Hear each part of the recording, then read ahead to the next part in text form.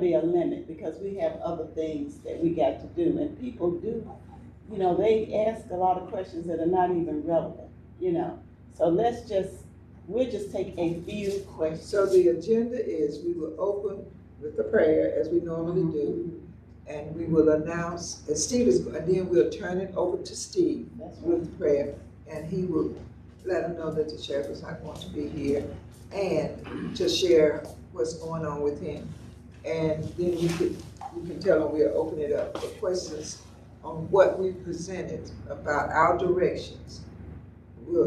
For 15 minutes. Maybe five or 10. 15 is too long. Okay, well, however. I'm just saying maybe 5 or 10 minutes at the most, and they can, if they don't get their question right then, they can always ask Steve. I'll be here. He'll be here, but we need to move on with the forum, because I know how people do. Okay, and I agree with it. However we're gonna do it, we just need to have the plan, and stick to the plan. Right. Well, that's why I said, do y'all think to end this at 5 of 9?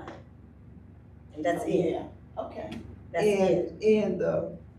In this part of of the grant. So 5 of Okay. 9, and then we'll have Monifa, will she be first? I would She say said Start at 8:30. Are we gonna go from 8:30 till 5 of 9, I think? we can go from here, and we don't know. I would, with the sheriff supposedly have been coming, I would think we would have more people here right now. Yeah. I think And we as did an soon as we, announcement out. but we all right with everything. And I let's get don't go into the silos now. As information, I just wanted to read what Carlenia said before we disperse, because she couldn't be here, and we know why she couldn't be here, but. Lord, can I just clarify the time, since you said Yeah. 5 till, and then we're gonna go, do we agree that Monifa is next, because she only needed 5 or 10 minutes, and people can ask questions, and then we'll open it up for ICE, open forum. Do you all like that? So, then we could end Monifa's at 9:15. Okay. And then from 9:15 until the Yeah. quarter till, whatever, Uh-huh. we talk about ICE. Let me read Is that this. Sounds good. Do y'all like that? Carlenia. She writes, Laura and members of Tuesday Morning Forum, this notice adamantly state that I am opposed to accepting $30,000 grant. We're not a 501c3 organization, which forfeits our ability to accept that type of funding. I also want to truly thank Steve, who has done an outstanding job at achieving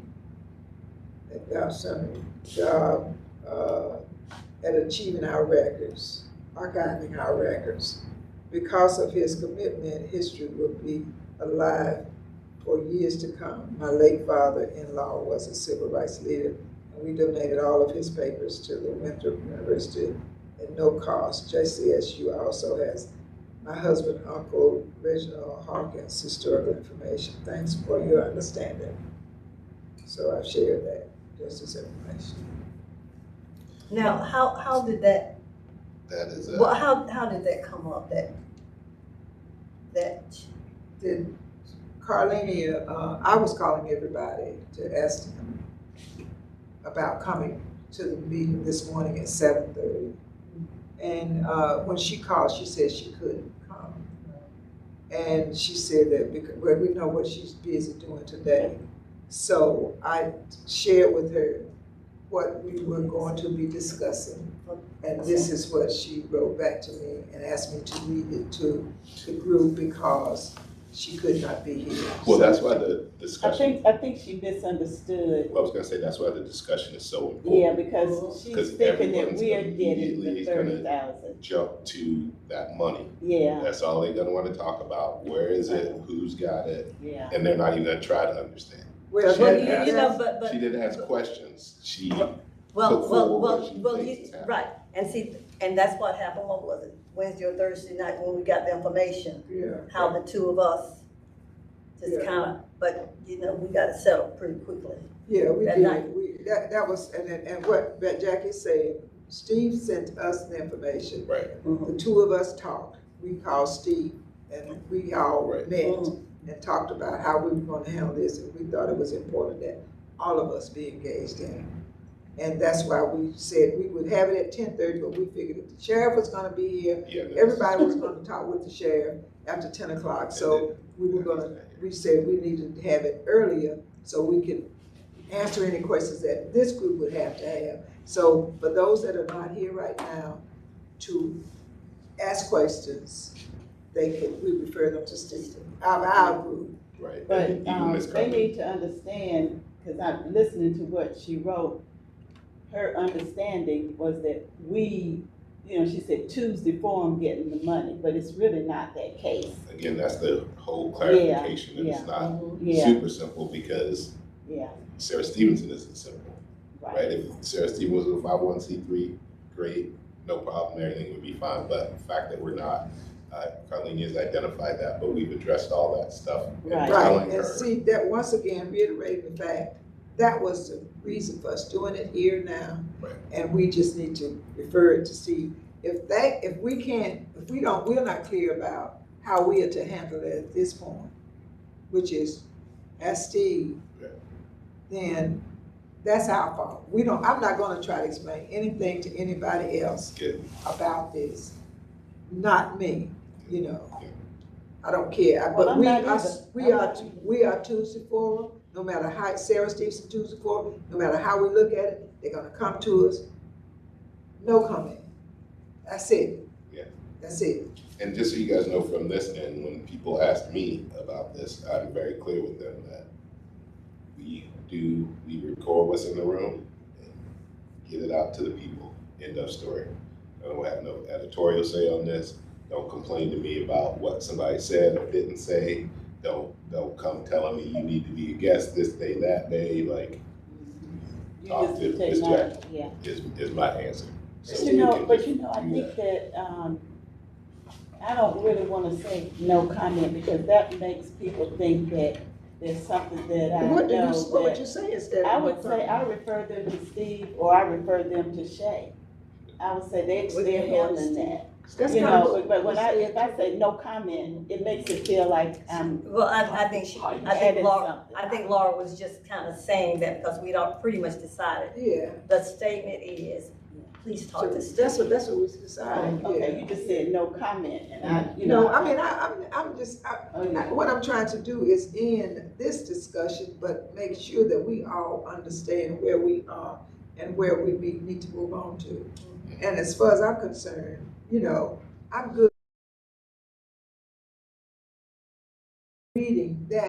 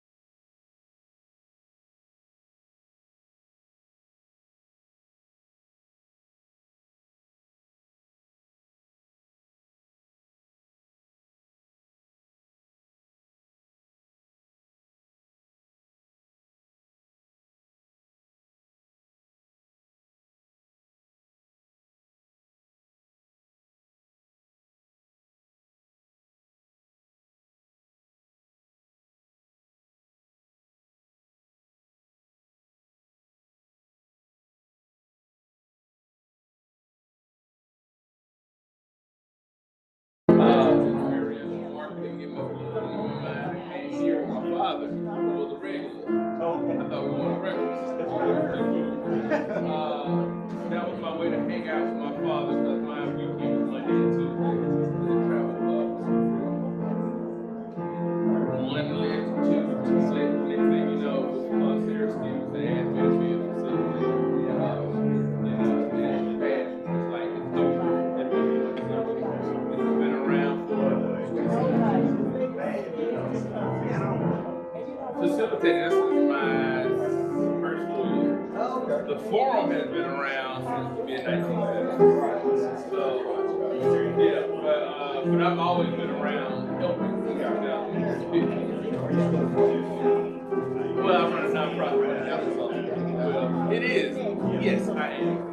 Like the simple principles of experiential marketing, we realize over the time that it's on people to make them kind of want to do data surveys, but I supply that community. Now we have two festivals a year, Great West Side City Pride and Five Call Parade. We get about 3,000 to 5,000 festivals. We tie people with resources. Disarming yeah, there are a lot of organizations on site over there interested in the whole point. They have organizations. My son was 2 and 8. So I can show you the time of your life and why you're here. We're going to bring people also has it now here. So we're going to get down here. Let's have a nice trap here. So you're going to love it.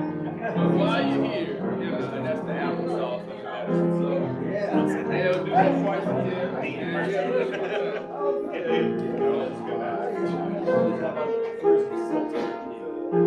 Well, I appreciate it. Thank you. No, there are enough. I like this. Again, very meaningful. I feel if I'm a tour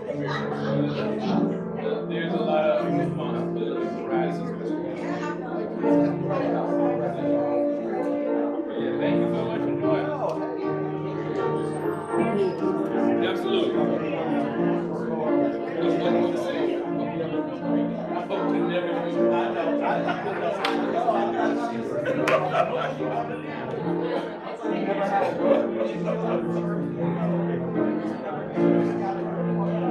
Well, I know.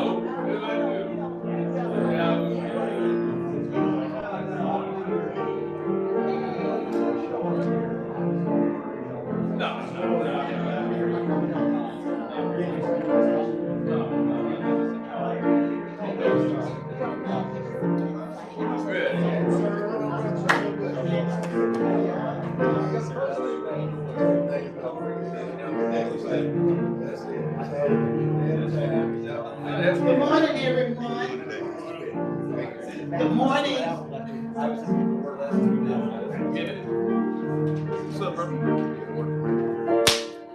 We'd like to get this started. Hello there, Mr. Hello. Good morning. I'm Mary Johnson. I'm going to be facilitating this morning.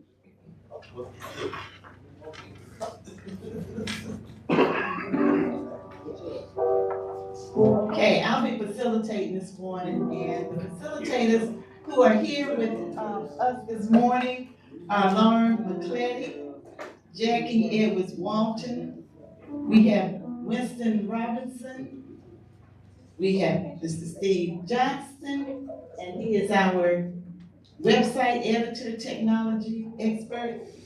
We have Gary Young, we have Shay Abdullah in the back. We have Thomas Moore on, he's our musician. He'll be doing our music today. I'd like to start by asking Mr. Patton, would he come forward and give us an opening prayer? We always pray at the Sarah Stevenson Tuesday Forum. Good morning.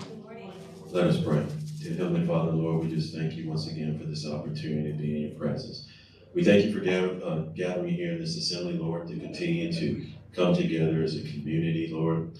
Lord, we ask that we all be in prayer for our other citizens that are currently under attack, Lord. Over the weekend, a lot of our immigrant population is being unjustly affected by the impact of what's happening in our community. We ask that you be with those families, Lord. Grant them peace and solitude that need. And Lord, we ask that you help us to get past this and move on to conduct the business that we need to do as a community. And let's always remember the second commandment that Jesus gave us is to love our neighbors as ourselves. Lord, we ask that you continue to bless the facilitators of this great program, that it may continue to benefit us, and bring forth good fruit. These and other lessons we ask in your precious name we pray. Amen. Amen. Okay, do we have any first timers here today? If you are here for the first time, we want you to introduce yourself. Thank you. Hi, I'm Allie Kessel. I'm originally from Charleston, South Carolina, but I'm here today with Dr. Rashawn Flournoy, representing Quality Comprehensive Health Center. Thank you, and come back. Hey, Dr. Rashawn Flournoy, CEO of the Quality Comprehensive Health Center on Bakersport Road, and just happy to be here. Okay. Anyone else? Do we have any other first timers? Okay. Hey, good morning. I'm sorry. I'm Chris Russell, Director of the Charlotte Journalism Collaborative, and also a journalism instructor at Queen's University of Charlotte. I'm here with my colleague from Queen's, SB.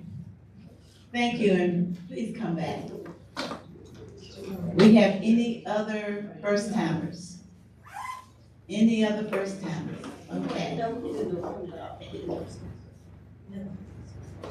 We need to know who's in the room with us. Good morning, I'm Mildred Burrows, this is my first time here. Thank you. Any other first timers? One more.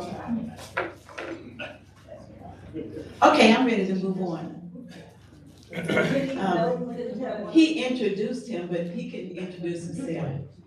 I'm SP from Queen's University. I teach storytelling and production in the communications department.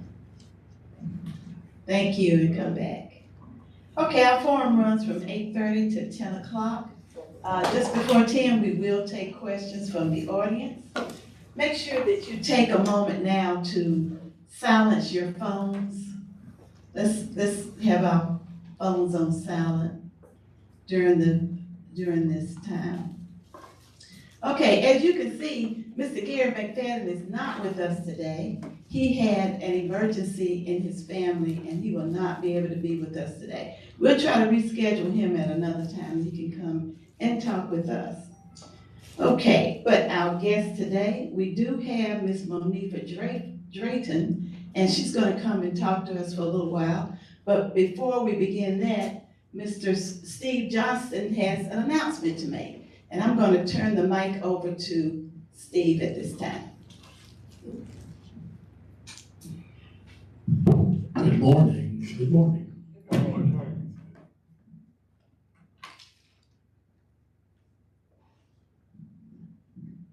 All forum leaders have brought their own tools to this service. Mine were just more expensive. Today, I'm going to try to start talking about how, as I very slowly pass off from the scene, the bills that I have paid will be covered, the between meeting work will be supported, while leaving the forum itself unchanged as a reliable space for discussion of community issues. As I tried this summer to understand how to acknowledge mortality without harming what the forum has built and become, I was approached by the North Carolina Local News Lab Fund, which offered funds that could pay the bills. All details are not yet resolved, but the process is underway. The forum will not be turning into a 501c3. Second, none of the money from the lab fund will be available to the forum. So don't ask for a cut of the money. And I will get no money. I hope that the fund's generosity to the forum will ensure live stream access that began in 2015, give access to the public to what goes on in this room while allowing time for the search for more permanent funding. I've been blessed by your trust since 2003, brewing coffee and then going to Sarah and saying, well, you know, there's this thing called email. And she said, yes, let's do that. And then there was this and then there was that, and she wanted, it seemed to me, to take what she had helped build and give it more exposure in the community. And that's what we've been after. So I've been blessed by your trust and hope to continue to warrant that trust until I finally get to sit at the back of the room. Thank you to all.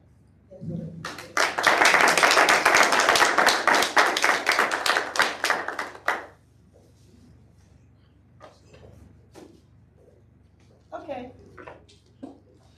Thank you, Steve. Thank you so much. Okay, we're gonna open it up just for a little while for any questions that you have for Steve. Just keep in mind that your questions are 30 seconds and Steve will try to answer them in a minute. But just remember, Steve is gonna be here. He's gonna be here for quite a while, not just today, but a few more months. So you've got plenty of time to ask him all kind of questions, okay? So, but we will open it up right now for any questions, if you have one. Anybody? Okay. Steve, if it's not too personal, could you tell us about your background and why you did this and for what reasons? That is your contribution to what you're doing here. If you could share that. Yeah, I'm a son of white privilege, and unlike many white people with privilege, I have very little money, but I do have time. And so one of the things that I learned in my 50s was just how much I needed to give back for something that I was never, something that I was gifted with. So after 40 years in journalism in various places, Raleigh, Burlington, Chapel Hill, and Charlotte, I left for a nonprofit. I've stayed in that nonprofit space since 2001.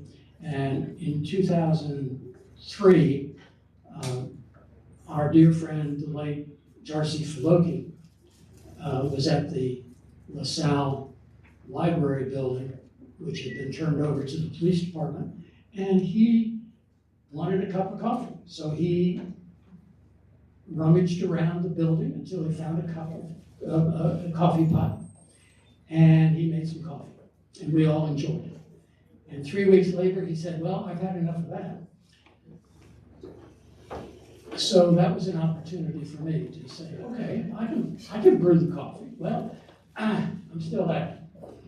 But times change, and things that I do now take twice as long as what they used to take.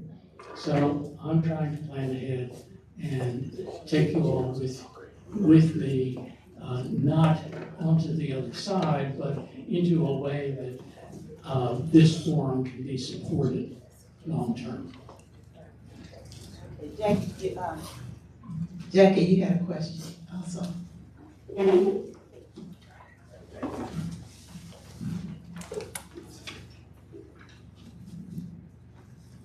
Hi, Steve. I first knew about you when you used to do the newsletter. I don't remember whether it was Swan Fellowship or whatever. But anyway, I'm happy that you came to the Tuesday Forum after doing all that. But can you speak a little bit about the your moving forward with the whole piece of what you've been doing for the Sarah Stevenson Tuesday Forum over these years with this grant and all.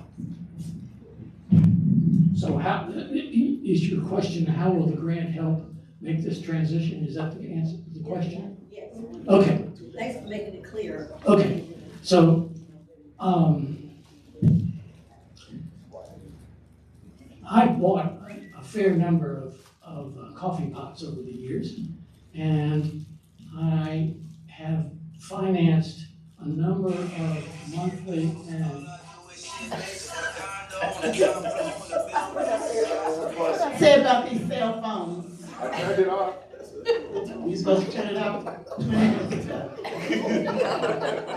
If it was 5 songs that I never would have expected.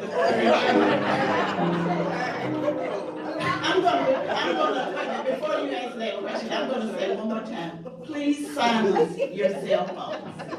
Please silence your cell phones. Kudos to Shay for being lit.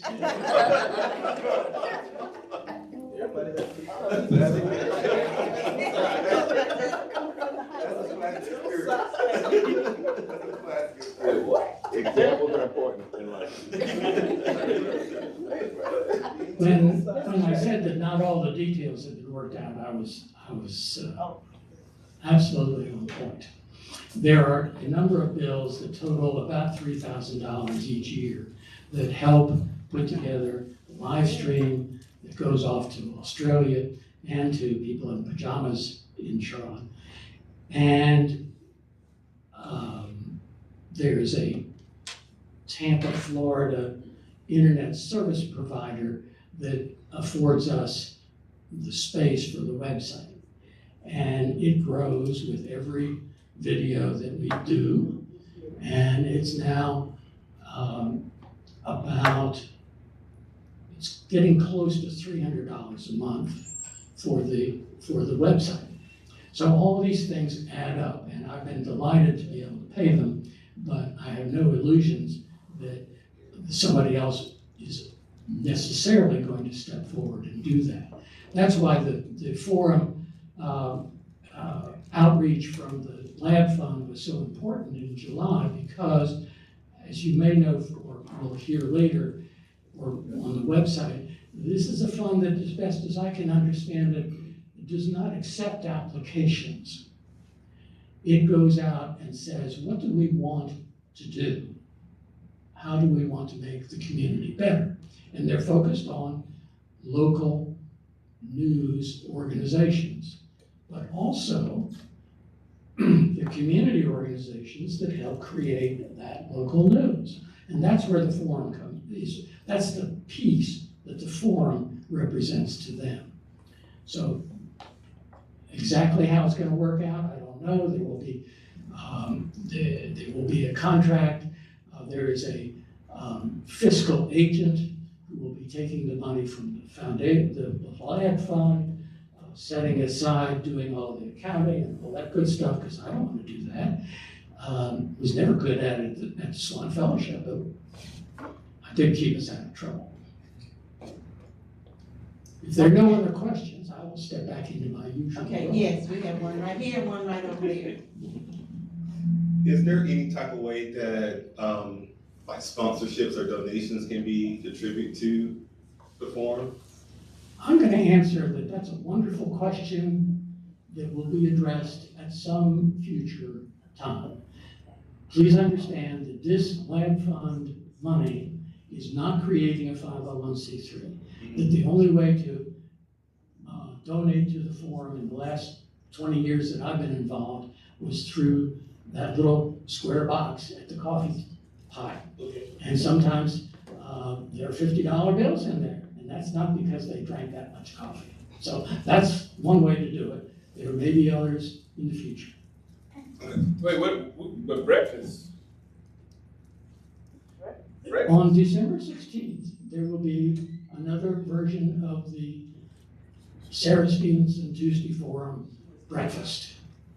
And this one is to honor Sarah, but also, as I read the flyer, which is on the forum website, will be in the position of raising cash for 2026 forum operations.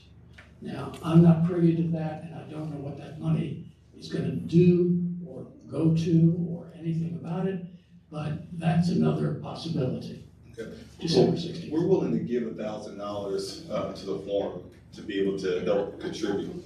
Or back to the forum to me.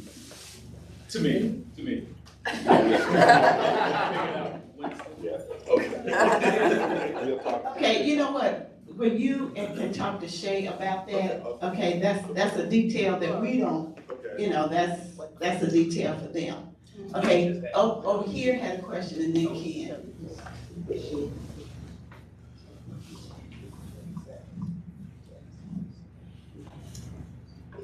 And just so that you know, we're gonna wrap up the questions about 5 till 9, so we have about 10 more minutes. How you doing? How you doing today, everybody? Quick question. You said that you were a journalist. What's some advice that you would give some of the freelance journalists in regards to gaining legitimacy within the field? You may not like my answer. I am a product of the very top-down theory of respectability and respect that your question to me implies. And I think what we're now facing, delightfully so, but it's financially extremely difficult, is to say, no, we're gonna start telling stories of people who need their story heard. And that has nothing to do with advertising. It has nothing to do with big journalism, which is what I'm a product of. And gives, if it's you, great. If it's others, great. Gives everyone the same opportunity that I read when I was in middle school and went to the Library of Congress on a train and pulled down from the newspaper room the originals of newspapers from 1773. And here were people who owned printing presses all over the colonies. And they listened to their people and they filled up their paper with that. And then those little newspapers went up and down the East Coast to the various colonies. And that's what I think of as journalism. Now, I think we're headed that way. I would be delighted to hear that you're independently wealthy, because that will make your job easier. But if not, carry on, please, for the benefit of all of us. Thank you. Okay. Okay, Ken. I think Ken is next. Thank you, Steve, for your service. And I don't think there's ever been anybody more dedicated in terms of producing what this forum has done, is doing every week, and telling stories and offering an opportunity for those who have stories to tell them. So, as one journalist, dinosaur journalist to another, thank you so very much. And to the man back there, even as a freelance journalist, you better figure out some kind of way to get paid in some kind of way, if only for experience. And for those who want to make those great contributions, don't expect to get a. Cancun's is available. You will not be able to put that on your tax return, so don't get that out of here. Was that a question? Is that correct, Steve? There you go. There you go. My expenses for the forum have never shown up on an IRS document for me. Okay, Blanche. Good morning, good evening, and good night. This is Dr. Blanche Penn. So if yesterday was today and today was yesterday, what would tomorrow be? And that's you, Steve. And we thank you for the things that you have done. And I'm just overwhelmed where you were allowed me to be inside of the Tuesday morning with my book. And you put that out there, and I really do appreciate that. and that's behind the four walls. You know, if anybody wanted to look at it and check it out. So I want to thank you for that. So my question to you, Steve, is, do you plan on resting or partying?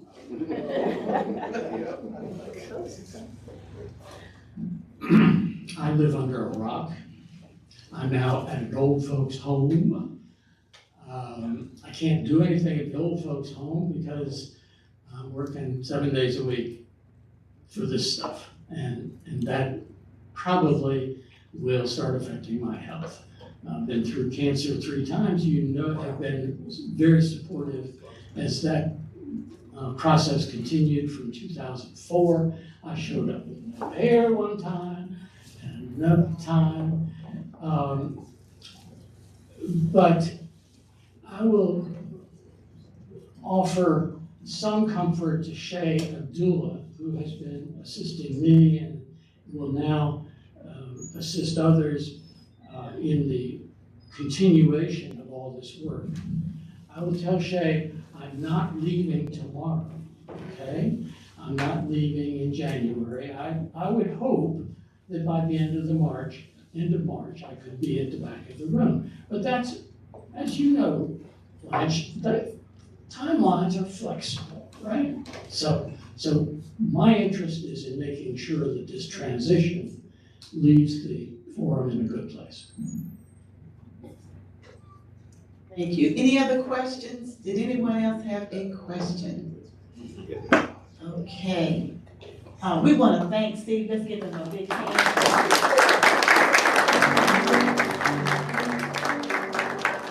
And we will be celebrating Steve at some point. December. Right there in the grant. Party. I am. Okay.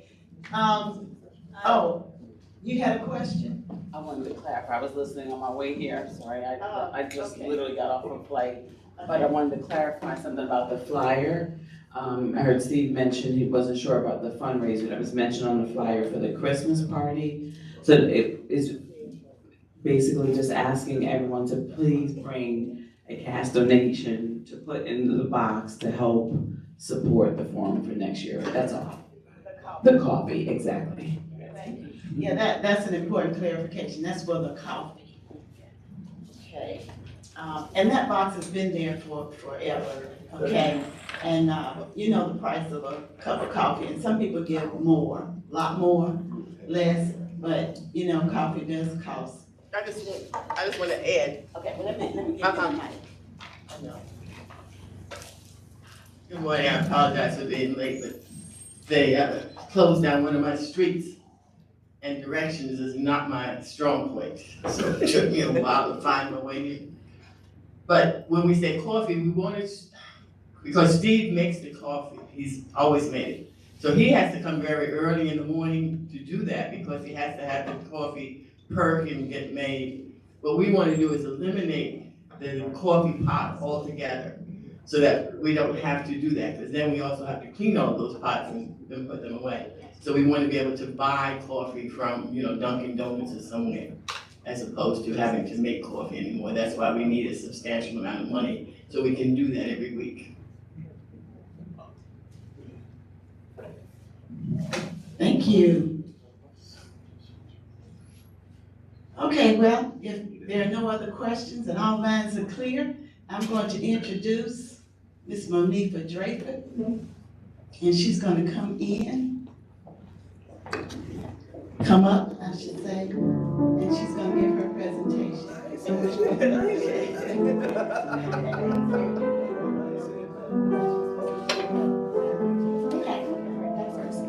All right, good. Well, thank you for the intro music. Good morning, everybody. So I first want to say thank you all so much for allowing me this opportunity to be on the schedule today. So last time I was here, I talked about the precincts in which we organized over 30 precincts within a 3-month period. That was last year when I was coming out of a political party, and we have done very well. I do want to recognize the vice chair of the Democratic Party, Martina Ackridge, who's continuing that work and getting precincts organized. But today I'm actually not here to talk about that. By a show of hands, how many of you are familiar with the community area plans? Okay, nearly not enough. And so that's what I'm here to talk about today. And I'm gonna go ahead and pull the presentation. But just to give you a little background, around April or so, I was talking to County Commissioner Griffin, and we were talking about the community area plans. And once they pull it up, I'll be able to show you what it is. But we were talking about the community area plans. And when I went in to look at my community area plan, I realized that there were some concerns that I had. So next slide, please.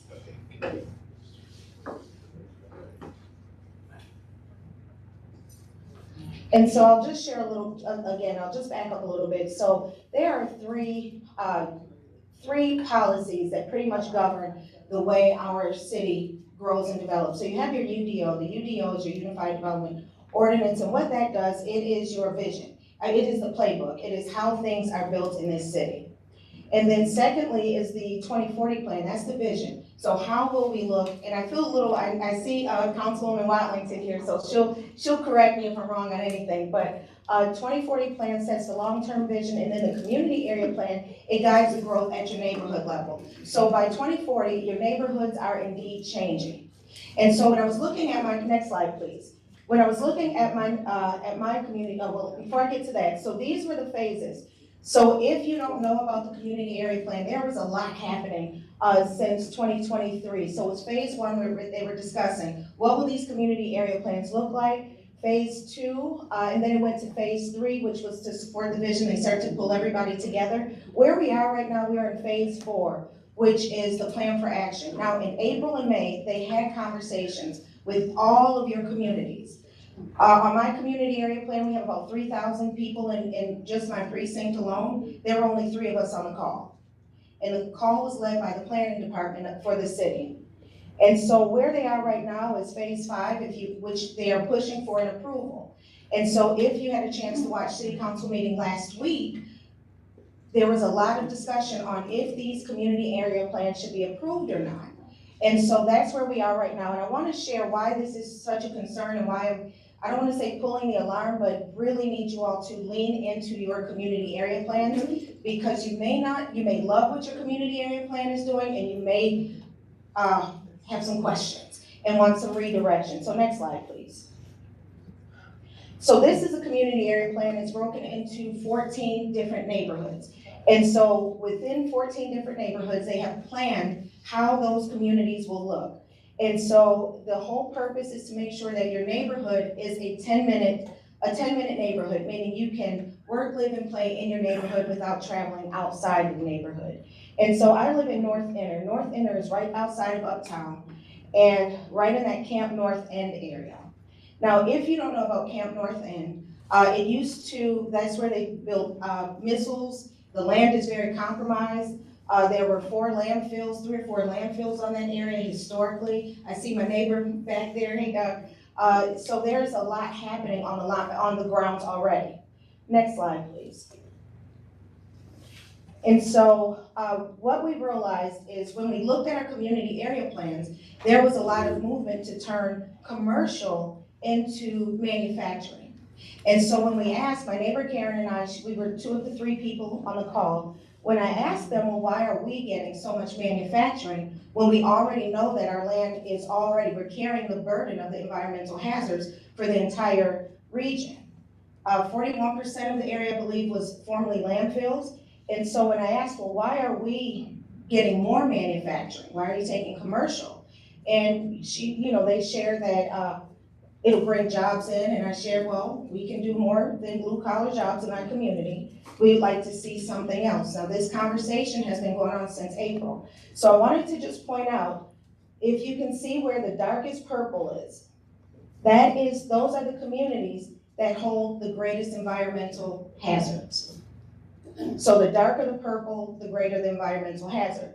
So as my neighbor and I, we were talking to the Planning Commission, we realized we needed some backup. So we went to the Urban Institute and asked the Urban Institute to help draw a GIS map for us. And in that map, what they overlaid for us is we wanted to see the number of minorities in our community. We wanted to see the environmental hazards. We wanted to see the chronic health issues that are occurring in these areas where many of us live. We wanted to see where does the bus line and where does the red line go in all of our communities, because once we overlaid, my neighbor and I, we overlaid the historic red line map. So we were doing a lot because I said, this doesn't feel like the way I want my neighborhood to look in 2040. So we overlaid the red line map from the 1930s. It looked exactly like this. And so for me, it didn't work. For my neighborhood and for what I want to see for my community in 20 years, we couldn't have this shift of more manufacturing because that is already what led to redlining in my community. And so we can't repeat history again. And so again, we went out, we talked to the Urban Institute. They did this phenomenal map. I can show you all, it's a GIS map and it clicks through and there's so many amazing things with it. And so I have my laptop, I can show you, I can also show you your area, community area plan as well. But this is why I wanted to call attention to this, because you may live in a community where you might love, I know some of the communities, Dilworth, I think they were able to request changes to their plan and they got changes and other communities got changes and everybody isn't unhappy. And I'm not saying I'm unhappy, but I'm saying we need some changes and some adjustments. Because we don't want the bulk of manufacturing in our community. We want work places where work hubs and innovation. We want mixed use. We want innovation in our community. So next slide, please. So I also wanted to point this out to you as well because this goes through my community. And then again, we just had this big vote on transit. So this is another overlay of the map. And so if you can see right here, so the red line goes all the way from Huntersville, it comes all the way through, it stops right here. But then my neighbor and I, we noticed that there's no stop for 6 miles. So it won't stop in the Black communities. So it goes from here to there. And so when we were able to overlay the map, we were able to see, well, hold on, we have, now if the Vision 2040 plan talks about equity in access, then how do you get from here to here and you skip West Craighead, you skip this whole area? Now, the reason that this is a concern is because we can't think about the red line just bringing people into Charlotte, but what if people want to go from Charlotte to Huntersville? Atrium Health is building a huge hospital there. These people that live here in this area, maybe they want to go the opposite direction, but there's no stop here for 6 miles. So it stops here, goes here, 6 miles. It's missing. So that's another thing that we're working on. So I know I only have 5 minutes, but I wanted to just make sure you all are looking at your community area plans, because on the 24th, they are going to have a vote. The city council members are going to vote. My hope is that my community area plan is delayed because we're not ready. Now, other communities may be ready, but for me, it is not okay to say we're going to move more manufacturing. We want other things in our community. We deserve parks, and we deserve a tree canopy, and we deserve jobs, and we deserve everything else that everyone else is getting. We deserve for our community to look just as nice as Valentine. And so that is our goal. So I wanted to make sure that you all, and I do want to recognize the planning department. They have been very, very accommodating. They have listened. They're trying to make adjustments, but we just don't, right now, we want to pause our plan until they accommodate the things that we requested. Now, they did say they can't do anything about the red line. That's with cats, but I want you all to also pay attention to how these lines are working, because with this red line, the tracks are already there. The track's already built there. There's no reason that they would not build a stop here. So we may need some support and some help on that as well from everybody here, because again, everybody deserves equity and access to transportation. So that was, I only have 5 minutes, but I wanted to just share that. Ms. Jackie? Oh. Okay, I'll come for the question. You know, I'm always bossy. Are you ready? Okay, I'm sorry. Because you know, but 1 minute. I won't need that long. What I was gonna share is actually follow up to what she shared. So there may be some questions that could be answered by what I was gonna share. So that's what I was trying to let you know. Okay. She has until 9:15, so, you know, the whole thing. And this is very important. especially with that red line and people not being able to, I mean, that was purposely done like that. So this is something that we really need to, who do we need to talk to about this? Councilwoman Wallace. She's on the committee. Okay. Yeah, I mean, as city council, this actually, falls in the lap of city council. So City council. yes, so I'm actually glad she's here, because she's probably more the subject matter expert than I am. I just know about my community. So do you want her to have the rest of your time, or do you I'm want to take fine with- questions? I'm fine with that. Sure. Okay. So if you have no more than 5, and I don't mean to rush you like that, but. No, I'm here at your service, no worries. And Mo, hang on, I don't want to take all your time. I just wanted to add a couple items and then assist answer any questions you got. Now, wait a minute, let me call on the people, okay? You say what you have to say, and then I'm gonna call on the people with the questions. Okay, thank you. All right, cool. So like Mo, I'm Victoria. Hi, y'all. Forgive me for what I have on. I'm just stopping through. I would never show up and disrespect you like this. Monifa mentioned that on the 24th, City Council is going to go back and revisit this vote about community area plans. We did talk about it last week, and it was clear that many of us have the same concerns that were mentioned this morning, and that some plans are more ready than others. If you could jump back to that slide that had the 14 plans, right here. Okay, so it's clear that there are some areas, like Monifa mentioned, Dilworth and others, that are satisfied with what they're seeing on their plans. We've talked to their district reps, and they're saying that for the most part, people are good to go in these areas. It's clear that when we look at North Inner, Northeast, Middle and Outer, North, Middle and Outer, West Inner, and I believe we picked up West Middle. These areas definitely need more conversation. Commissioner Griffin did a tremendous job working with Southwest Outer, specific to the ETJs and the areas that are outside the city limits. So much of that work is going to be reapplied in some of these other areas as well. So I'm leading the work with planning department to figure out where we go from here. And so what I'm proposing to my colleagues, and what I'll be presenting on Monday, is that we take those area plans that I just mentioned and pull them out for deferral for continued discussion at least through February, and that the others be approved. So what does that mean? Through February, what are we gonna be talking about? What's gonna look different? Now, there are some things that, like Monifa mentioned, like with the stop on the red line in North Inner, that is outside of our authority at this point due to the standing up of the tax authority. So who do you need to talk to about that? Well, I can tell you at least 4 names. You can talk to Frank Emery, you can talk to Todd Collins, you can talk to Jocelyn Nolly, and you can talk to, there's one more that came, David Howard. So those are 4 people that you can talk to right now today about adding a stop on that line. And we will finish up with the remaining appointments from the city side. There'll be 3 additional, hopefully next Monday. As for the remaining plans, what we'd like to do is take the level that we're at right now, say N1 or N1, right? It's yellow on the map.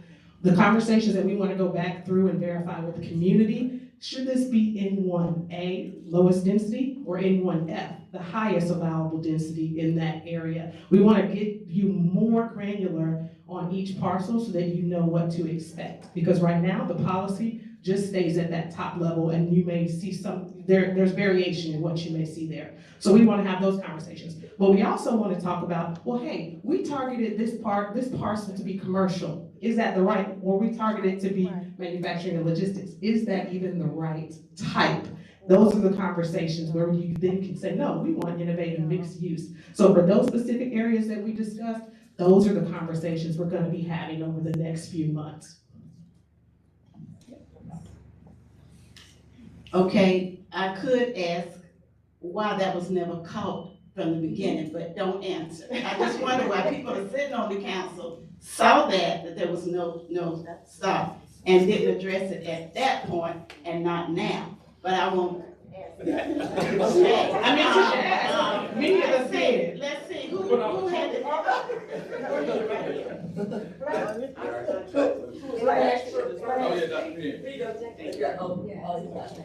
That question.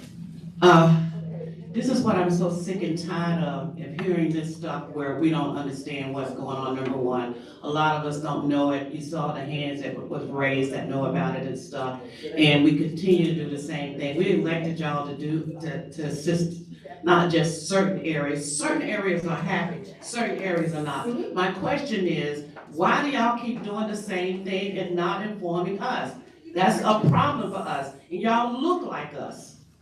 I'm glad you asked that question, and I'm gonna answer your question, Ms. Mary, too, because the answer is the same. It's because there are 11 of us, 12 with the mayor, and y'all keep electing people who aren't voting in your interest. There are plenty of us on council right now, myself, Ms. Johnson, LaWanna Mayfield, that have been shouting this exact thing for the last year. I've been doing it since 2020, when we talked about the comprehensive UDO and the 2040 plan. So there are absolutely people that are advocating for your interest. There are a few that are not, and y'all keep putting them back in office. That's why we're here today. Okay, thank you so much, and we're gonna let Monique answer. Okay. And I also want to share that they have had multiple conversations. They have had multiple conversations. They've had group community meetings. And again, so the truth is, yeah, there could be a better job with, and that's not anything for me to speak to, but for getting the word out so people will know this is happening. I just happened to be on the city website looking for something totally different. And then when I called Commissioner Griffin and said, hey, look at my plan, what does yours look like? Now, he lives in an area that's pretty happy. So we had our conversation about, well, what does yours look like? And what does mine look like? And that's where I saw the disparities. So when they called and asked for people to join their community meeting, they had they had one last week. They had community area meetings back in April, and I've been on maybe 5. So, yeah, it definitely could be a better job with communicating, I'm sure. I just went out to look for the information. Let me say this, we appreciate you two coming and sharing this information with us. But what we like to do is keep things orderly. So we have what we would like to do, because we don't like anyone attacking anyone. So we have a city council member here at large, but we're not gonna allow you to be attacked.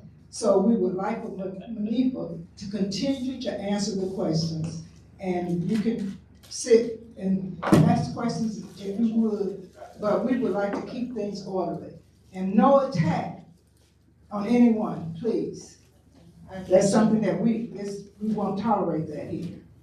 So, that being said, our next question. I actually don't have a question.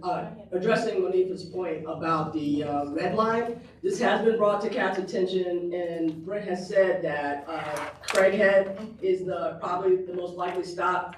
But to all of you all asking questions on how do we advocate, as Councilmember Watlington said, she identified some of the members who are going to be on the MPTA. The other thing is to also attend the Public Transit Advisory Group meetings and speak during those meetings. At the very beginnings of each of those meetings, there's a public comment section. So we need you all to also show up there and say, hey, we want a stop on this red line in the Hidden Valley area where there's no stop for 6 miles. So also make your voices known. And that meeting's like every second or third Wednesday at 4 p.m. And I can send the information to you all to put on the TMB. Thank you, Tanya.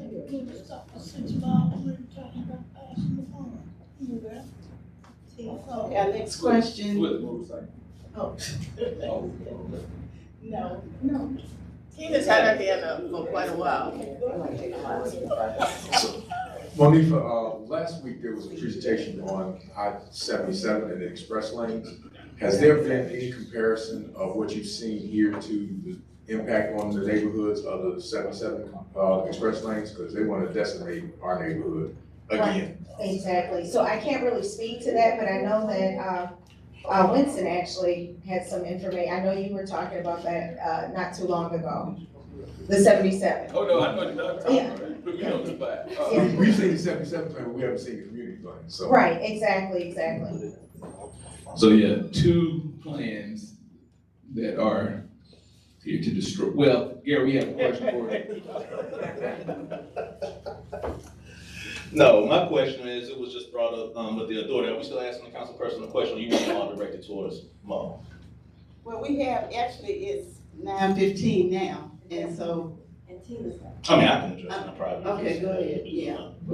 Oh, okay, well, yeah, well, no, it was just alluded to the authority and, filling the spots. I was just looking for, what were you looking for in those individuals and candidates to be added to the board? Were you looking for voices that were for everyone in this community? Was it subjective, discretionary allegiances? What was your real thought process and how you voted for individuals for this transit authority? Because I didn't hear how you voted last night.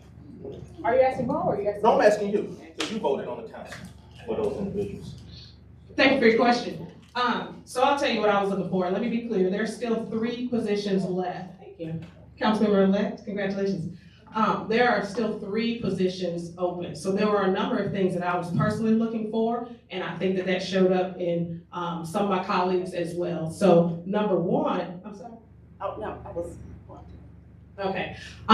So number 1, we weren't looking for people who represented those. We weren't looking for people who represented what our bus riders and our transit riders look like, right? We've heard time and time again, we saw how close the vote was. It was 9,000 votes. It was like a 4% difference. So it was clear that there were some concerns, particularly out of our Black and brown communities, that felt like they weren't being represented in what they had. So that was one thing we were looking at. It's very, very important that we get the right leadership on that board. And so as we think about who's gonna sit in the chair, who's gonna sit in the vice chair, those are some of the questions that we had. Of course, when I went through each application, I went through every application before I even looked at the names. I was looking for experience related to the things that were important to us. We were looking for someone who was going to be communicative because these are appointed positions, so someone that's gonna connect to the community. There were a number of items, and we can talk offline with the rest of them more. Yes, and the questions, I really need people to ask Monifa questions about what she brought. Okay, now Gary, that was kind of on the side. But the questions should be directed toward Monifa about these community area plans. And who's next? You mentioned manufacturing coming to the neighborhoods. Would that include some of the data centers that are supposedly coming to the Charlotte area, that are in Nashville, that are like decimating Black neighborhoods? So I did hear about data centers. Yeah. I'm not exactly sure because I don't think they've gotten to that granular level, but no, you're exactly right. And again, that is why we're fighting to make sure, I don't wanna say fighting, but working collaboratively to try to make sure that we don't, they don't put all of the manufacturing. We already have enough in Camp North End. Yeah. We already have enough, so we don't need more. So that's what we're pushing back against. Are you asking, like, would that be the same zoning category? Yeah, would it be under that same zoning thing that it's you said that it's gonna be manufacturing. And as I understand it, there's gonna be a big data center coming over in the Derrida area, I guess where the forest is or whatever. So I did hear about that. That's not in the North Inner, so I'm not really sure, but I know I am familiar with the data center. Yeah. We're just trying to keep that out of our community because we have enough. Yes. And we don't, and you're exactly right. Yeah. It is really decimating Black communities. Yeah, and so we're trying to protect our community from that as well. Okay, Ken. I'm somewhat conflicted. We just passed the bonds or approved the transit plan. Was it a well-kept secret?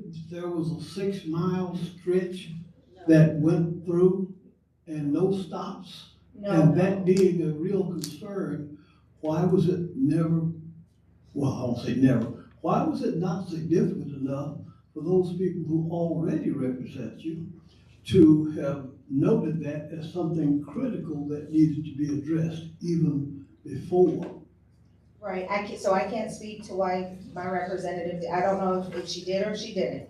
But I know that we have spoken to the community area planning, to the planning department. We have raised our concerns since April. My neighbor Karen Sullivan has done a phenomenal job with making sure that we lift up these concerns. So why they made the decision, I'm not sure, but as Tanya shared, it is critical that we ask these questions because this can't just be a conversation that's coming from my community. This impacts all of us, and whether we live in that community or not, we still owe it to our neighbors to make sure we're all engaged and involved.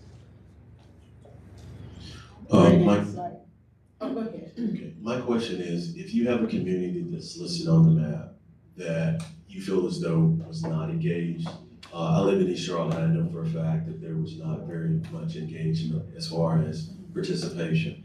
How can we be in that process to be pulled out into February? Maybe that's a question for Dr. Wallington, to see if we can be added to that list so that they can re-engage the community. We did have a session 2 weeks ago and it was impromptu. And we still, fair representation, but not as we should, because East Charlotte consists of 150,000 people. That's the size of Charleston, so we didn't have that many people on the call. How can we encourage city council to pull us out as well, to reevaluate and then come back in February? So what we were told is to make sure that you let your council representative know. I would advise you to, email your representative and re-email the at-large members.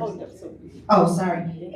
Sorry, thank you. To email your representative, but I would highly advise you look at your community area plan. I'm assuming you already have, but to look at your community area plan, identify what you would like to see changed, and not just, make it a bashing session, but what do you like? What do you want to see changed so that they understand the direction and where you're coming from, but definitely engage your city council representative and your at-large members, of course. And I would do that via email. That was how we've been communicating throughout the entire process. So those who, the council members who helped us with North Inner was Councilwoman Johnson, Councilwoman Watlington. We also met with Councilman Mitchell as well. Our council representative was also included in the emails as well. So we've been trying to work with everybody to make sure we're heard.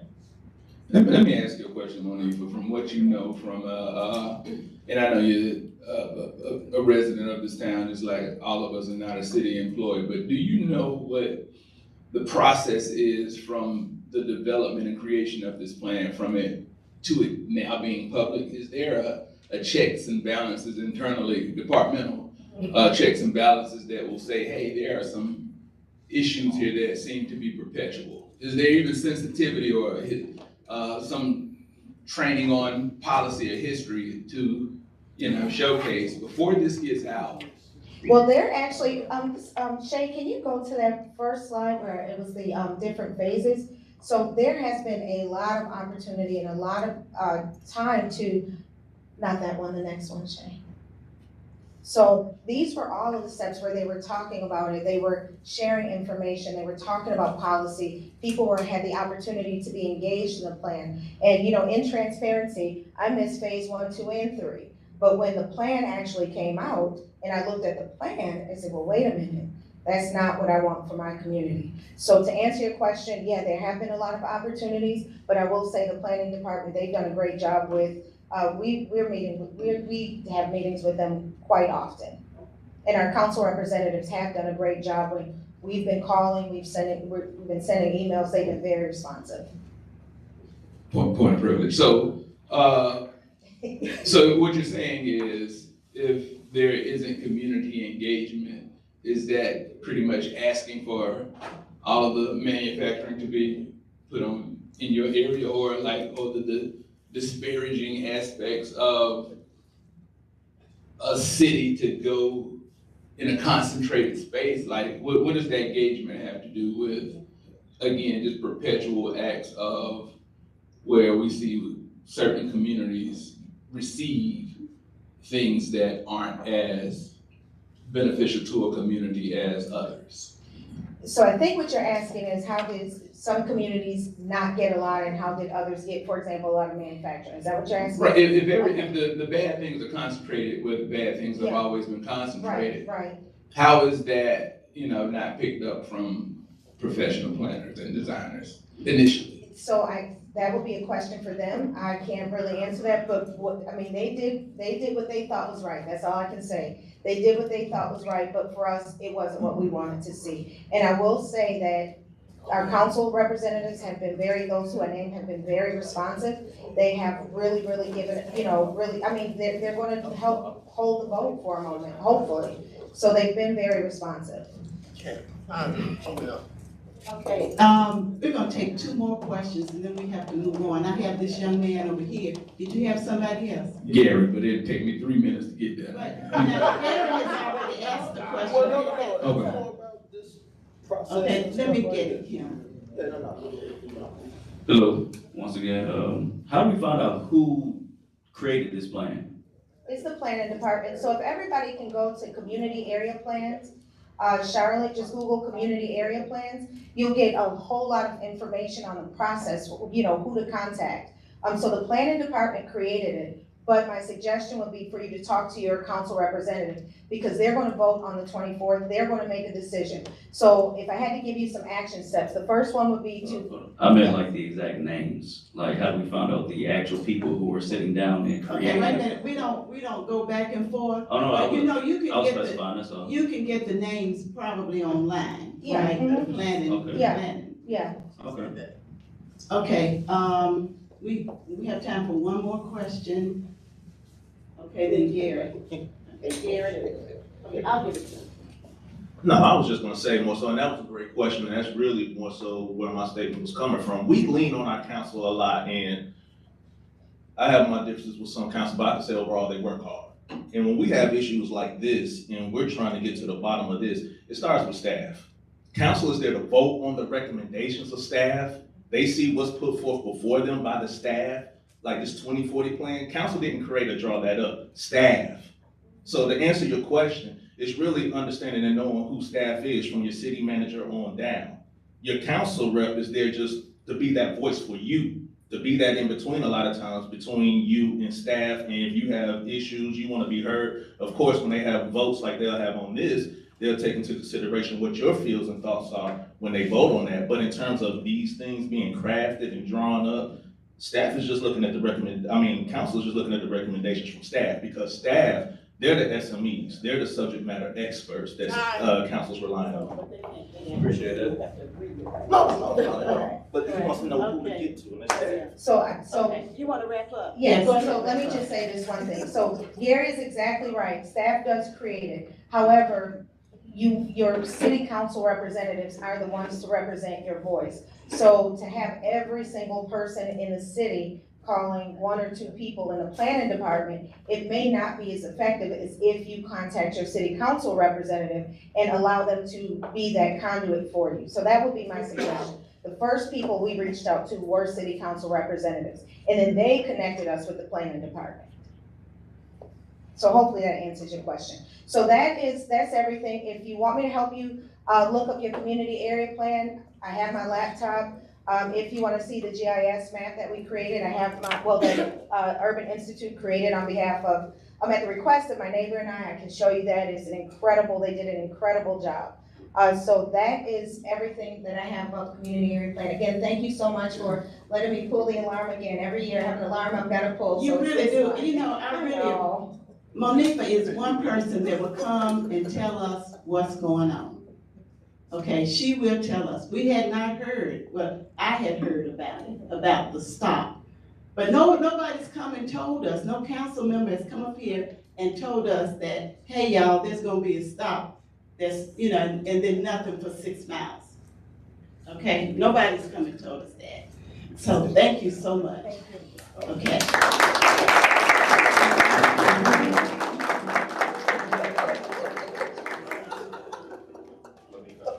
Okay, that was something.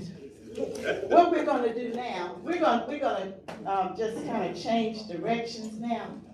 Because as I told you from the beginning, Gary McFadden was not able to come today because he had a family emergency. But we know we're gonna have open forum because we know what's going on in the Charlotte community right now. We know that ICE is here. Okay. Border Patrol. Both. Okay, both, whatever. Anyway, they are here, okay? And they are disrupted. Now, for me, I think that we all have heard about it. We've all talked about it. Some of us have seen it, and even in my job, I worked for CMS. And even in my job, we had 21,000 students absent yesterday.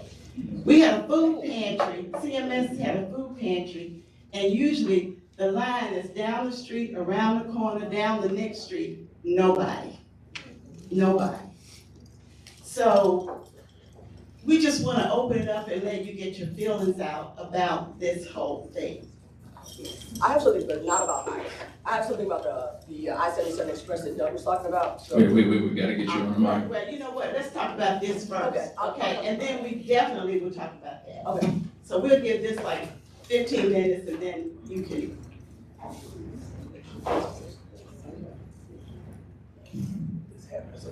The Charlotte Mecklenburg schools acknowledged that 21,000 students were out and that those food pantries went given out because people didn't show up, or do you know? Yeah, they were afraid. Yeah. See, what you have to understand is that the ICE or the Border Patrol, they're going to places where people congregate. You see, we're looking at bus stops where they put children on the buses. They're not gonna get the kids, they're gonna get the parents, okay? So they are afraid to take their children to the bus stop. And the children are afraid too. They may not see their mama when they get home. My question was more about the Charlotte Mecklenburg School Board acknowledging publicly that 21,000 students were out of school yesterday, and likely because of the invasion of the Border Patrol. Yes. It was on the news. Yeah, it was. Okay, go ahead. Yeah, my name Mike. How y'all doing? McManus, y'all know the name. I ain't got no problem with none of that stuff they got going on, to be honest with you. Because you could drive past the homeless, and we got places like Crisis. Let's focus on that first before we bring out some, outside issues in our city. You feel me? They doing what they do. Let's make sure that our people are taking care of our people. Welcome to Open Forum, Mike McManus. We know the name.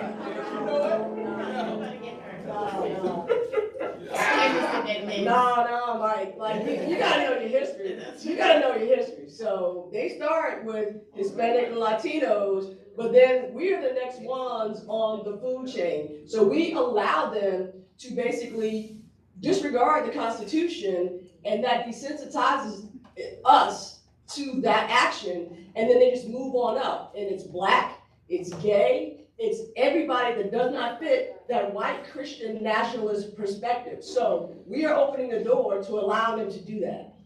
It started with a genocide. Now, hold, Mike McManus. Hold on, so look, we got rules to the forum. We don't, no, you can't. We don't go back and forth.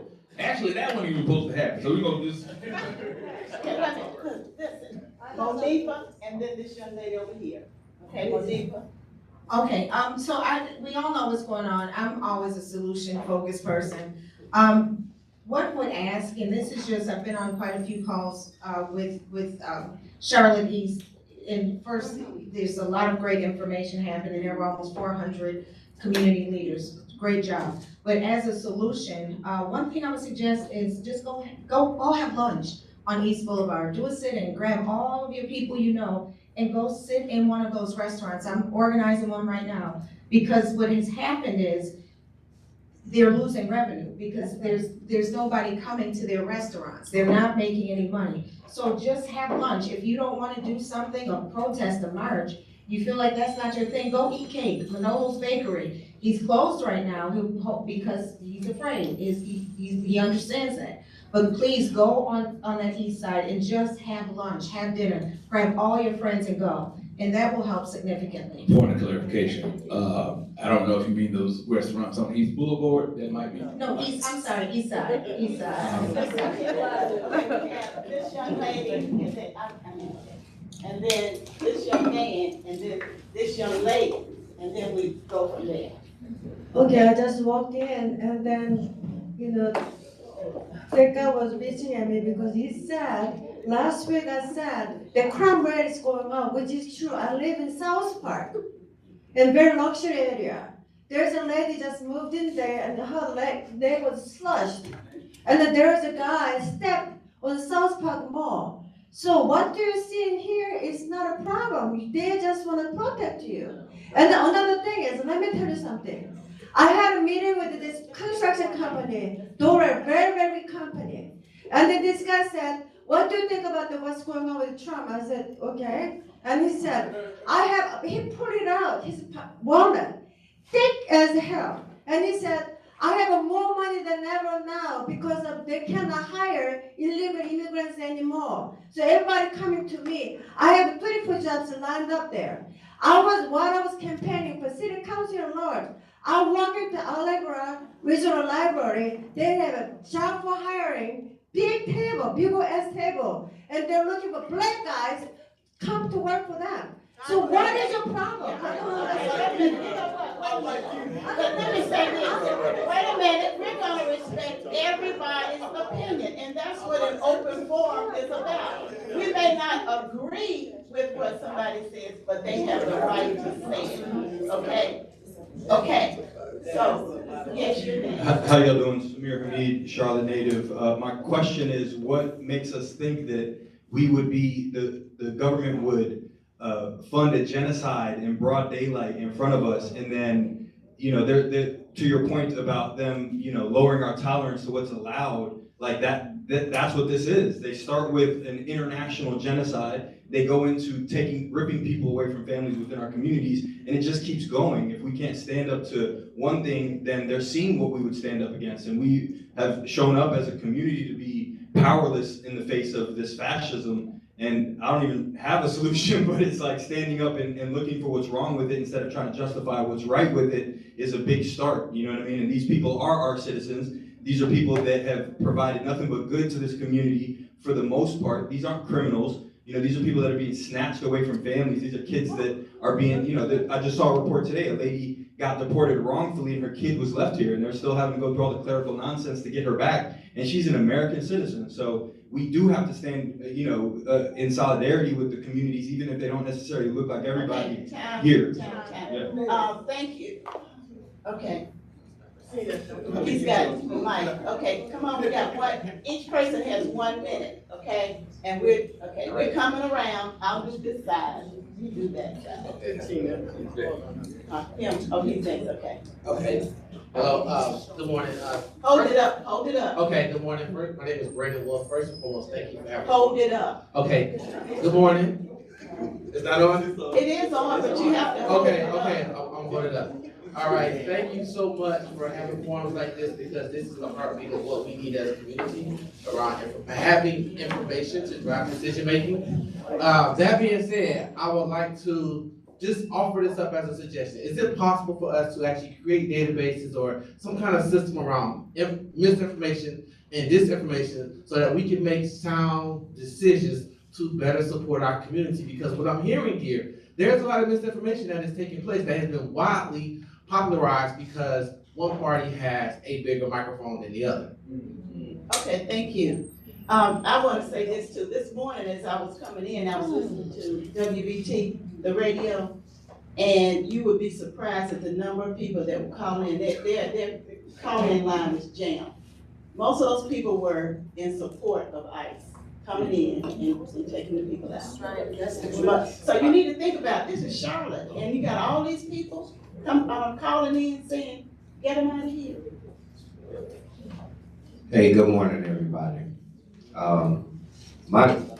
I guess I'm gonna just throw this open-ended question out there. I don't know who could answer it, but to the point of people are just getting run up on basically, and if you can show your paperwork, they'll leave you alone.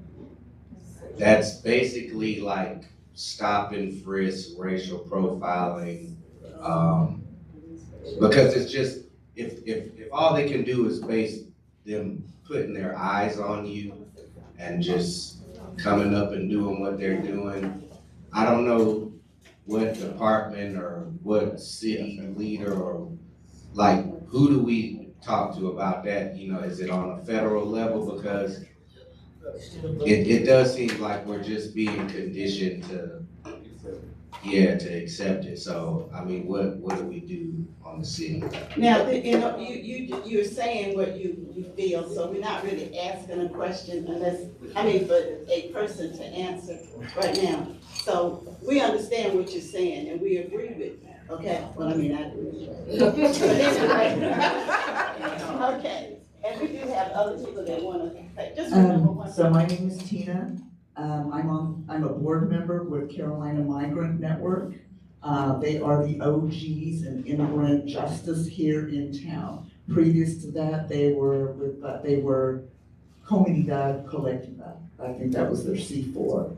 And CMN does helps people that have been wrongfully deported or wrongfully being detained and get them to get them out.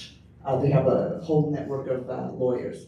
I would suggest anybody who wants to help or wants to, well, if you want to help, is to go on to the Carolina Migrant Network site, either on Facebook or online, and sign up for their verification training. They are the OGs.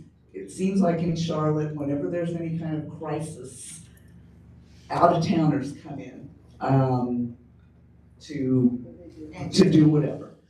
But like I said, CNN, they're the OGs. Sign up. Okay. Winston, you get one over there, I get one over here, okay? Oh, she has it, okay, go ahead. And then you get somebody over here. After him, Carrie. Okay. Go ahead. Okay. Good morning. Aya Johnson, Mental Health America. I wanted to say something on the side of mental wellness, right, in our community, regardless of what your belief is, your values are, what side of the subject that you are on, all of the division, right, and not being able to communicate with each other without attacking character, it is eroding the fabric of our mental wellness, minute by minute, comment by comment. We have to figure out a way to respect each other's difference of opinions and values, but keep the fabric of our mental well-being intact. We're not going down a good road here, right? And to a lot of people's points, they're desensitizing it, and that's part of it. If you read the comments on social media, they're extremely toxic. It is continuing to divide and pull us apart, and it's getting to a point where it's not even about race anymore. Okay, thank you. Who did you have over here? Okay. So I just want to touch on something real quick. So there's a lot of private owned prisons that are making a lot of money at this time because of ICE and what they're doing. But there's a greater framework that's being set up. Trump, he had, I'm not even gonna touch on it right now, but during, excuse me. So we believe that the Black community is gonna be on the radar. The framework that's being set up is to criminalize marijuana at a different degree. There was some laws that were just passed not too long ago, basically targeting the like the CBD, THC, and things like that on the federal level. So we're talking about federal enforcement. So with what we saw in Chicago, that very well can't happen here to our community, and they would use the lesser, the lesser expressions of our culture as a way to demonize our overall culture. And that's something that I feel like we really do need to look at. Okay, time. That was your third time. We need to let some other people. I know, but you know what? This is a forum that's a short period of time. So we try to give everybody a chance to say something. Okay, I'm asking, we're gonna come to you. This is Ricky. Good morning. Can everybody hear me? Sergeant Ricky Robbins. And one of the things, just wanted to make sure that we let everybody know, a lot of what's going on, this is uncharted territory for everybody, including law enforcement. And one of the things somebody was asking what you can do and can't do. One of the things we found out that if you try and you go ahead and start recording, that a lot of times slows down what they're doing. Nobody wants to be recorded because they feel like they're gonna do something wrong. So anytime you get a chance and you see them, go ahead and start recording. Another thing is, if you'll call 911, we're responding to every one of these, and it's a priority call. So we're trying to minimize it. Some of these things, the MPD, the sheriff's office, nobody can intervene in because they're federal authorities. But at the same time, we're bound by anybody that looks like they're being hurt, a person's being hurt, we're bound to intervene. So we're not gonna stand by and let somebody be basically assaulted and hurt. So that's one of the things. So the best thing, like I said, make sure you record and call 911 and we'll respond as soon as possible. Okay, over here. Here. I am struck actually by the, it makes me sad to hear that people don't have a problem. People who have experienced oppression don't have a problem with people being oppressed. And every human being in this country has constitutional rights. Nobody wants to be here illegally. If people are here without documentation, it's because there has not been a path for them to be documented. Everybody has rights. I have red cards here that list the rights and due process. Everybody needs due process. Thank you so much, Carrie.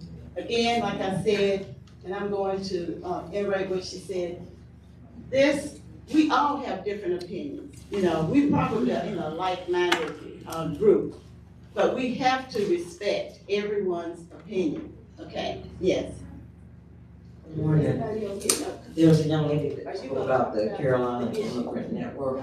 Migrant Network. Migrant Network, is it CarolinaMigrantNetwork.com? .org. .org. CarolinaMigrantNetwork.org. You can send your videos to them. If you see something, film it and send it to them. Okay. But if you see something, you can film it and send it to them also, in addition to it. Okay. And I want to thank Mr. Robbins, because I was going to ask, you know, like if my neighbor is Hispanic and if they get in any trouble, like I said, just call 911. Yes, and if you can record it on your phone. Okay, thank you. Okay, this right here. Blumenthal. But today I'm Arlene Hillside, human being. To be clear, and my people at work know, but I'm representing me, to be clear. There are Black Hispanics, okay? That's a real thing. Let's not forget that, all right? We come from all across the globe. The only difference between us and them was a boat stop. That number one. But I want to ask about the verifier training. I don't see them listed on the website anymore or on their socials. Is that because they are all full, and will there be others? And there will be others. Okay. They're doing them online now, but then they fill up online. Okay. Yeah. Thank you. Okay. Sorry, I asked her a question. You want to just answer that out loud. Yes, there will be more verifier trainings. They're doing them online now, but they fill up like this. Robert.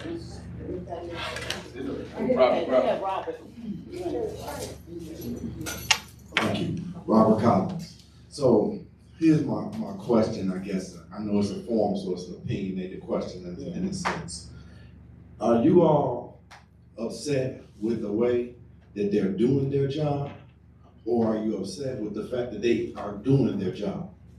If the laws of the land say you have to have documentation, that's the laws of the land. We live by the laws of the land. Now, are the laws of the land fair? Probably not. But we need to get into that. Not so much person doing their job. Now, if they're doing their job in the sense that they're after Hispanic people, as you just said behind me, it's Hispanic people darker than everybody in this room. So then what's to say that they won't just start saying, hey, you're Hispanic, let me see your documentation, and you look just like me. Okay, anybody else want to, now we're not responding to a person, okay? But what we're doing is giving people a chance to have their opinion. Okay, go ahead, and you have 1 minute. So you're talking about the racism and the immigration and everything else. Look at me, this is a person. I went through hell in this country. I came illegally. I did it step by step by step. I never asked this government 1 penny to pay for anything. I was creating job, I did my thing, I don't break the law, but I still get in trouble because of my color of choice, my color. But do I cry about it? No, I deal with it. So another thing is, you're talking about pot's gonna be illegalized. I'm in the front line of being a politician. I'm approached by the senators and congressmen, everybody coming to me. You're gonna support marijuana and then mushroom. I say, hallelujah, yes. God gave it to me and then I will support that, so you don't have to worry about it. I feel you as a black people, you have to go through this so much obstacle, but you survive through this, the incredible journey that black people has to go through, and then you can do this. This is not about you. You're gonna think about this. From the 3 years from now, you will see the effect of this. And then Israel has protected. Okay, your time is up. I have one right here. Good morning. I just think history repeats itself. It always does, it always has, and capitalism and indoctrination has clouded people's moral and their moral views and just human compassion. The land belongs to everyone. It's the same people that are causing this harm and violence are the same people that does it every time, every single time. But people are so individualized now where they're focused on their place, what they can get out of this capitalistic system. And your vision is clouded. Everyone deserves a place to live. Everyone, this land is not for anyone. It's your indoctrination and how you're taught to be selfish and just think everything is just for you. It's not, it's not.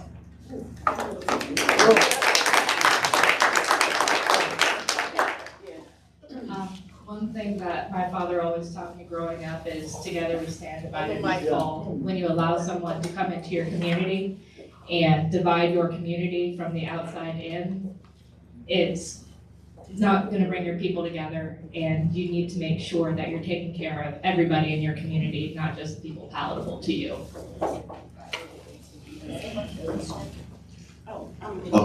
I'm not sure if many of you remember during the presidential election, but there was a item on the ballot regarding the North Carolina Constitution. They wanted to do some rewording, and I don't know if anyone expressed attention to that, but that's where we are now. That's why it's important for us to educate ourselves on what's on the ballot, because that was a end around to allow them to start attacking who is actually considered a U.S. citizen. And we kind of overlooked that. So that's why it's important. Be involved in the process, ask questions, and know what's on the ballot before you go into that ballot booth. Because a lot of times we tend to stick to endorsements. You can't always do that. You have to separate yourselves from the endorsement and find the information for yourself. What was the question? Okay, no question. On the ballot. Oh, the question was, what is considered citizenship? And I think it had to do with if you were actually born in the United States or a descendant. It allowed them the opportunity to say, if your family came from another country, eventually they could say that you're not a citizen because you were born here, but your parents weren't here legally at the time. They want to And do heritage. right, and it was minor wording, but you really had to express attention to that on the ballot. And that was the way to get to where we are now.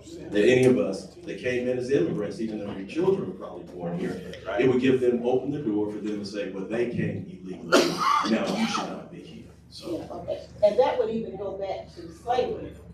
Exactly. That went back to slavery. If you came over here on that boat, then, and all these generations later, here you are, you would not be qualified to vote. And that's what they were saying. Thank you.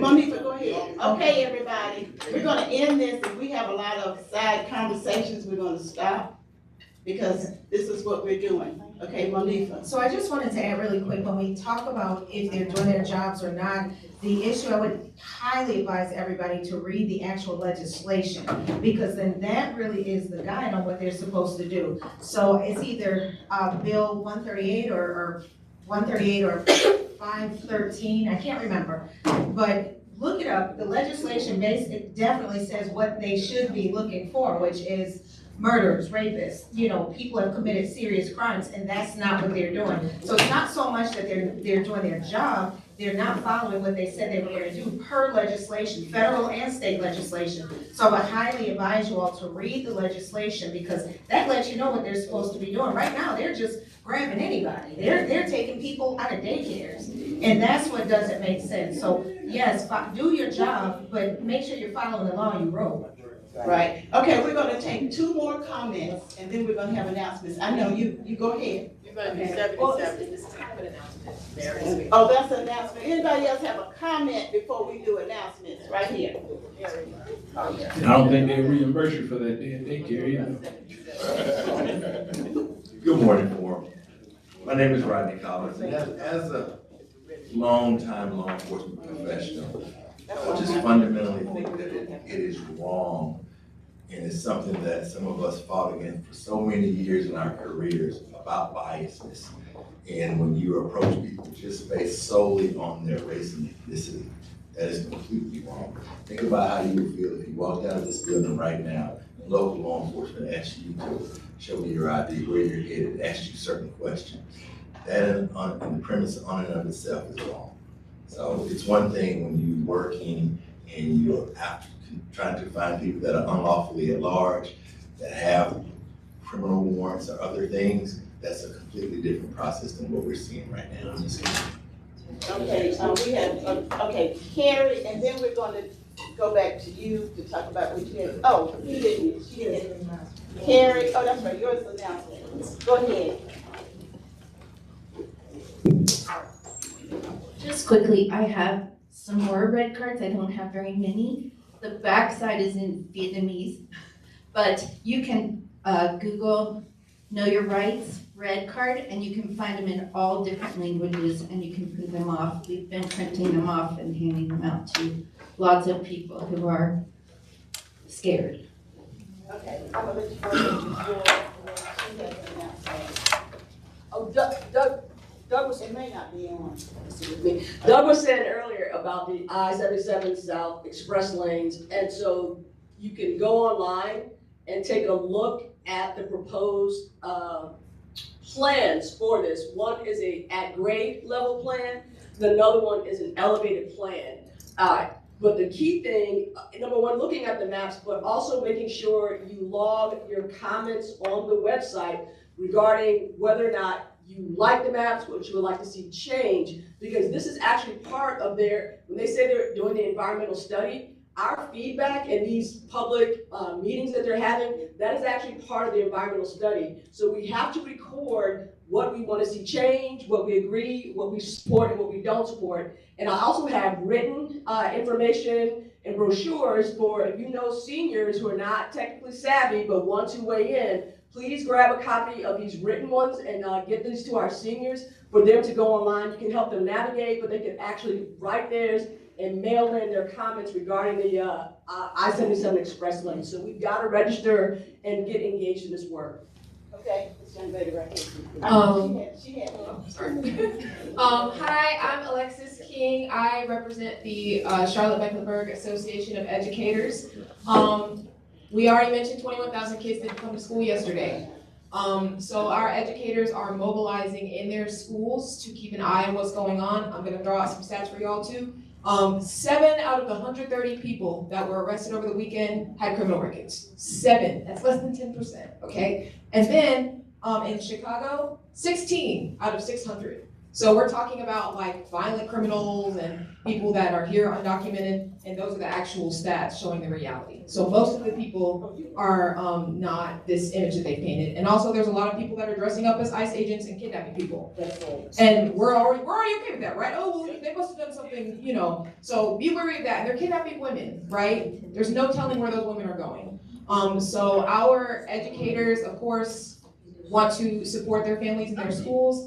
They are having people sign up to be building captains to monitor what's happening around the schools.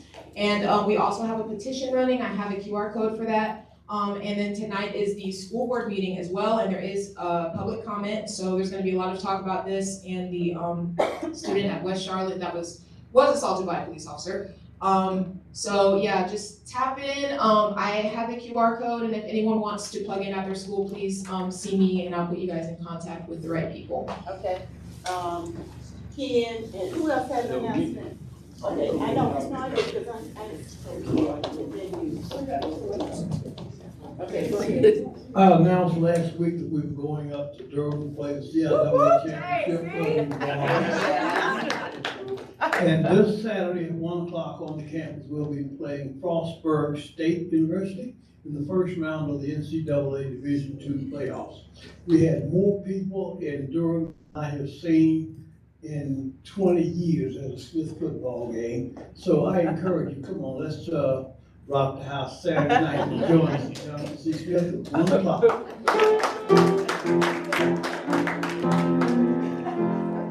Winston, you have an announcement too?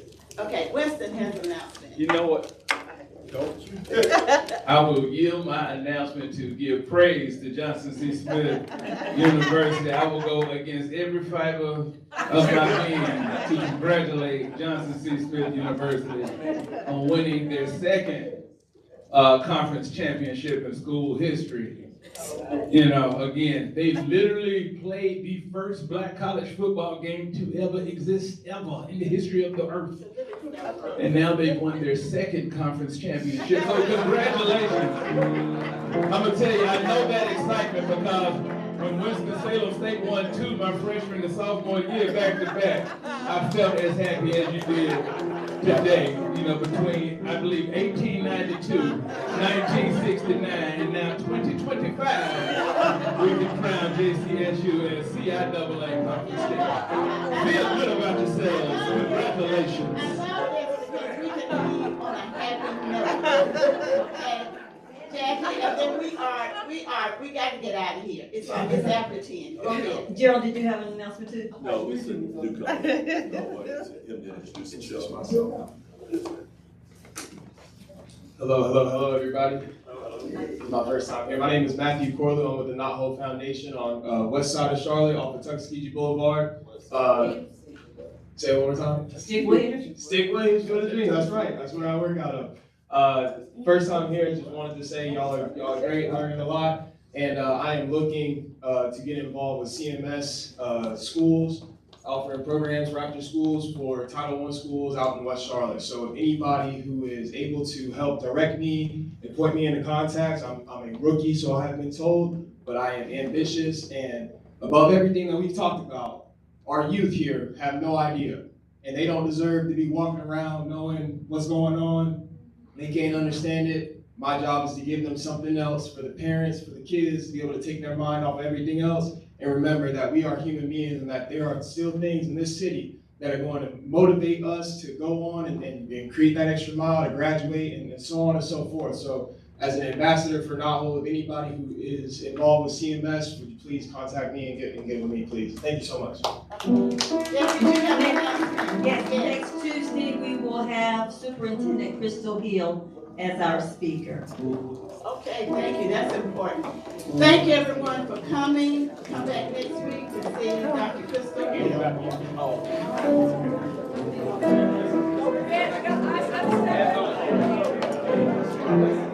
And if you leave with anything, the moral of the story, authority profiling people is not right. Don't profile. Thank you.